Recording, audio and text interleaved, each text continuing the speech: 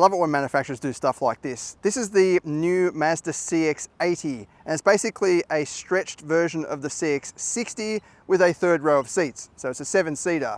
Think of it as kind of a modern successor to the old CX-8, which was a stretched version of the CX-5. But yeah, this is good if you don't want to step up to the CX-90, which is quite a large SUV. This is still a mid-size SUV, so you can fit it into car parks and so on. But yeah, you want the 7 seats. What I love about it though is this is the base model, the pure trim level. So it's got the smaller wheels, the cloth trim inside, but it still has the good engine. 3.3 litre turbo-petrol inline-6 mild hybrid, 209 kilowatts, 450 Newton meters. There's something appealing about just a base model with the good engine. I don't know what it is, but just seems cool to me.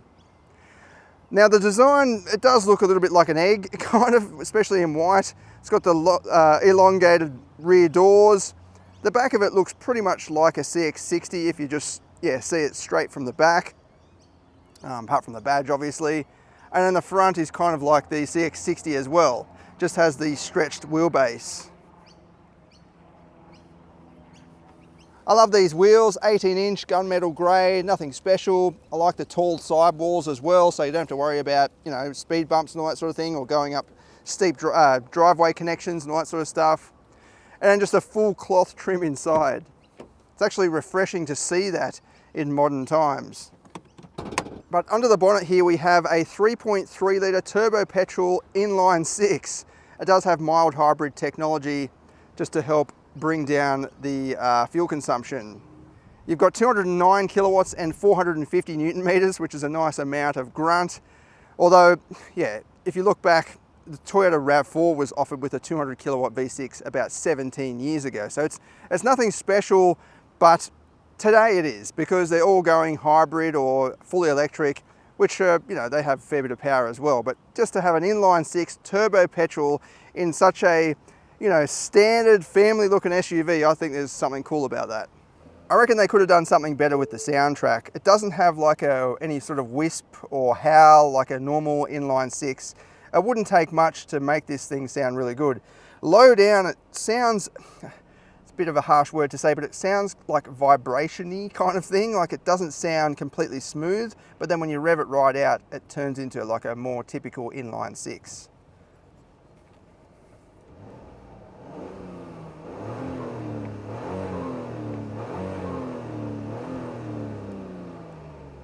It's actually a bit better when you're driving and you put it under a bit of load. It's got more of a roar to it.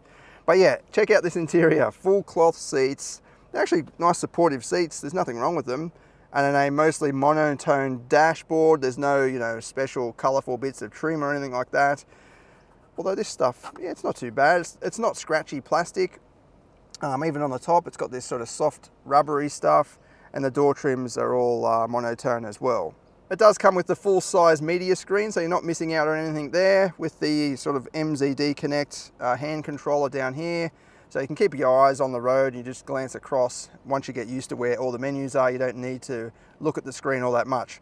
It doesn't have touch capability though, which is a little bit annoying, including when you flick it over to Apple CarPlay, there's no touch response. And then yeah, in the back you've got quite a bit of leg room, more than the standard CX-60, and you do have fully sliding middle row as well, so you can, you know, apportion more leg room to the third row and have a little bit tighter in the middle, or the opposite, put it all the way back and then you've got maximum leg room for the middle row, depending on, you know, how many people you're carrying around. It does recline as well, so you can, yeah, sit right back and relax if you want to. I think this is a good size vehicle for families, unless you're, you know, a really large family or something like that. This is more than enough because, yeah, you can get through the car parks and things at shopping centres, but you've still got plenty of room for the kids or some adults if you want to. I'll jump into that third row and see if I can fit. I can see already the floor is pretty high, but I'm in. You can sort of see the headroom there is. It's a very hot day today, by the way. I'm going to do the performance testing later on. Hopefully it's cooled down a little bit. But yeah, you've got plenty of headroom there. It's just leg room isn't the best. My knees are right up high because the floor doesn't drop down at all, allowing your legs to kind of dangle over at all. It's just pretty much sitting on the floor almost. But you do have cup holders, little USB-C port there as well, including on the other side. And you've got, looks like vents of some sort. I don't know if they're climate vents or sort of intake vents. Yeah, I know, they're climate vents. Yeah, so you get a bit of air conditioning coming through, that's nice. And just a small little window out the side, which, yeah, you would get a little bit claustrophobic, I think, if you sat here for a long time. Because this middle bench is quite high, it does restrict your view a little bit. But this is not meant to be a full-time 7-seater, certainly not for adults. This is meant to be, you know, a temporary third row. So if the kids want to take their mates or something like that, or even, you know, take your friends down to the pub or something just for a short trip. I mean, I could sit here for a while. I don't think I'd get too uncomfortable on my height. I'm only 170 centimeters. But if you're a bit taller, yeah, I think the knee thing would start to become an issue. Even if I slid that seat forward more, it wouldn't really help because my feet are just sitting too far up, so it pushes my knees up into the air. I mean, yeah, if you slid it all the way forward, I could kind of relax my legs a little bit, but it's not like a full-size 7-seat SUV or a typical full-size 7-seat SUV, including the CX-90. And then up at the back, we've got a manual tailgate, which is unusual for these modern times. We've got a little bit of boot space left over with that third row up. I mean, it's not too bad, but you probably wouldn't get a full family's worth of luggage in there. We do have a proper household socket there as well, which is going to come in handy if you're going camping or something like that. You want to put a fridge in the back. And to flip down the rear seats, you just pull these tabs. The headrest pops down, which is great. Kind of requires 2 hands, but then you've got a completely flat floor and pretty much the same space as a CX-60. I'll flash up the exact specs now in terms of the capacity. So yeah, if you're worried about sacrificing boot space because you're going with 7 seats or that third row, then I don't think that's much of an issue. But I'll flash up the exact specs now for you.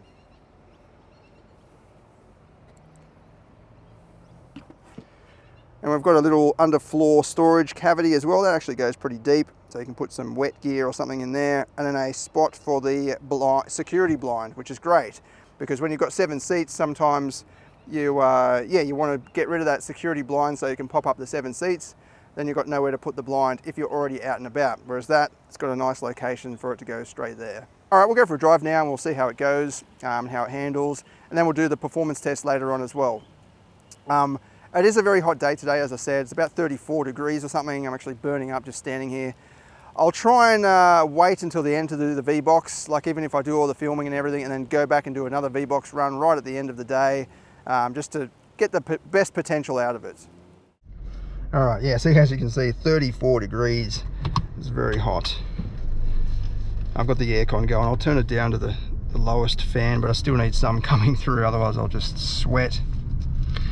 So the biggest letdown to this powertrain, in my opinion, is the transmission. It's an 8-speed dual clutch automatic. Now, before you say, no, it's not a dual clutch, it's not a dual clutch in the conventional sense or what we're used to, but it does have 2 clutches.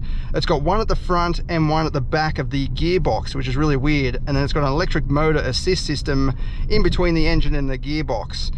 And it's just a bit clunky and it's not as smooth. It's definitely not as smooth as a torque converter, and I would even say that it's not as smooth as some of the modern wet type dual clutch transmissions that are already out. It's a bit of a letdown. So what happens is when you're driving along the highway, it has this thing called I-stop. Basically the engine will cut out and completely turn off while that little electric motor helps just coast it along and push it along. And in order to do that, Mazda has come up with this 2 separate clutch system to help it disengage with what it needs to disengage with while you're driving.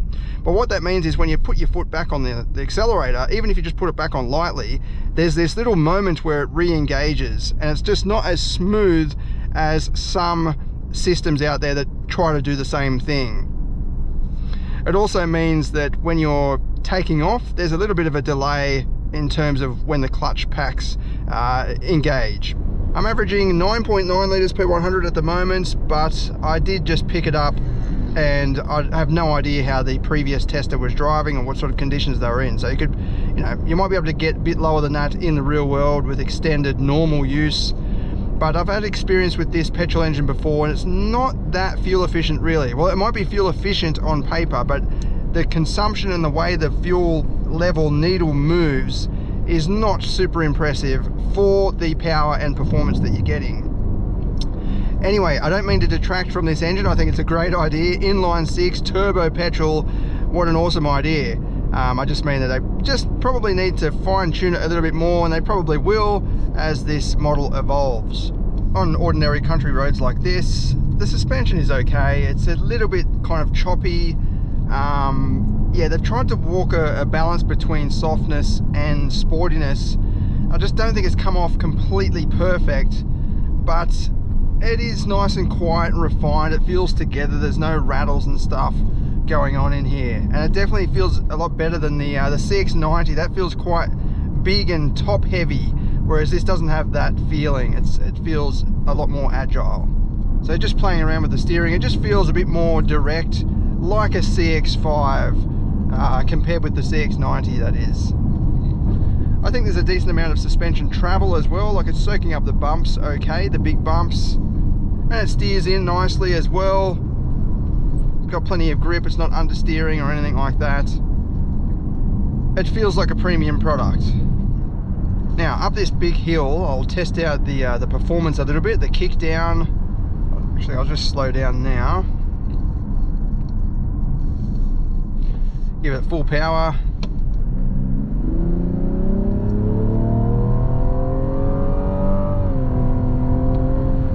Yeah, it definitely feels good in the top end. Just that low end, it's got this kind of slightly offbeat growl to it, but then when it's revving past, you know, 3,000 RPM, it starts to really sing like a classic inline 6.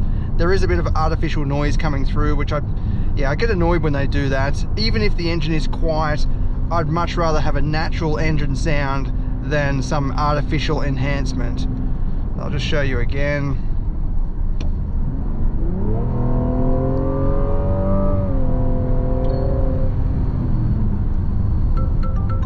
Visibility is pretty good. I can see over the front very easily, and there's a little bit of a gap between the side mirror and the pillar, so I can see through there. That mirror is pretty big, but I'm kind of sitting, yeah, you can't lower the seat down as much as I would like, but it means that I can see over the top of that mirror anyway. And out the back, it's not too bad for a modern SUV. In that, I mean, the pillars are pretty chunky, especially the D pillar right at the back. But compared with other rivals in this class, they're all pretty chunky these days anyway. Down through this little gully here, actually I put it into sport mode. There's an off-road mode as well. Sport mode doesn't change anything fundamental, it just makes the throttle and transmission just a bit more snappy. It feels, yeah, it kicks down a bit sooner. The handling's not too bad considering it does have those taller profile tyres, but there are certainly better handling SUVs in this specific class in my opinion. But again, this is not intending to be a high performance model.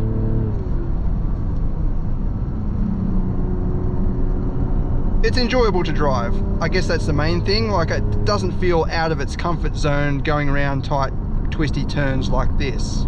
Being a new generation vehicle, this does come with Mazda's latest safety technologies, some of which are a bit over the top and some are quite good.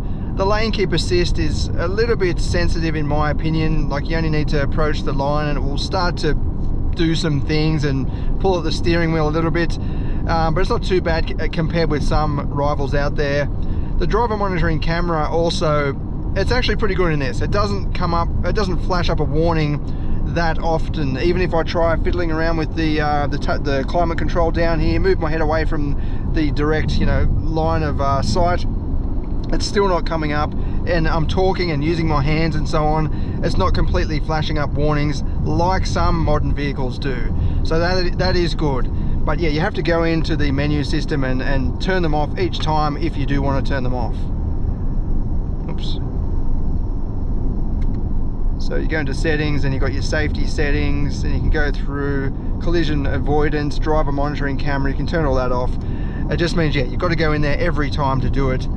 It'd be nice if Mazda offered a turn off the lane keep assist with just a button, like a lot of modern vehicles do, like a button down here or somewhere on the steering wheel, even if you have to hold it down for a little bit, just so you don't have to go into the main menu there every single time. All right, let's do some performance testing and see what it goes like.